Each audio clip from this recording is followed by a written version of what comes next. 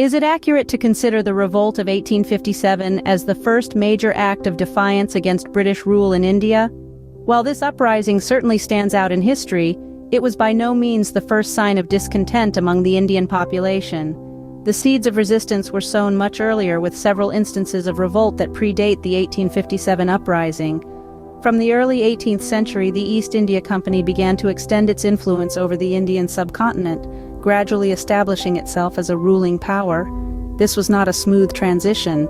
The first stirrings of resistance can be traced back to the Battle of Plassey in 1757, where the Bengali army under Nawab Siraj-ud-Dowlah, although defeated, made a valiant stand against British forces. Following the Battle of Plassey, we see a continuous thread of resistance. In 1763, the Sannyasi rebellion broke out in Bengal, a revolt by ascetics and monks against the injustices and the famine caused by the British policies.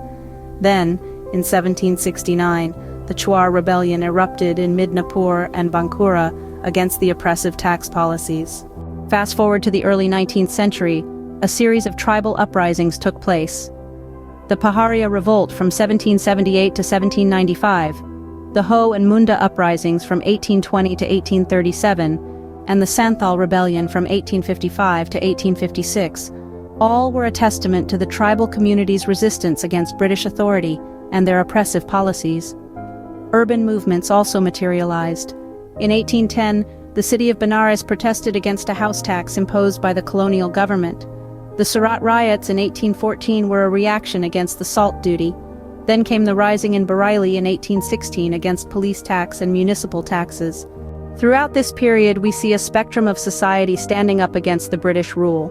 Peasants, artisans, tribals, the ruling classes, military personnel, religious leaders, all had their reasons, all had their grievances.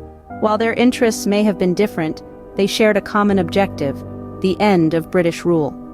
This overview of resistance against the British before 1857 paints a picture of a widespread and diverse nature of defiance.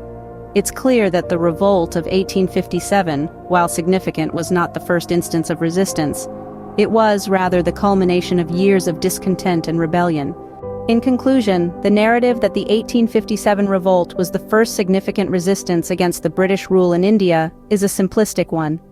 Resistance was not an isolated event, but a continuous process, spanning across regions, communities, and decades. It was a testament to the resilience and spirit of the Indian people, who, in their own ways, fought to protect their interests and their way of life.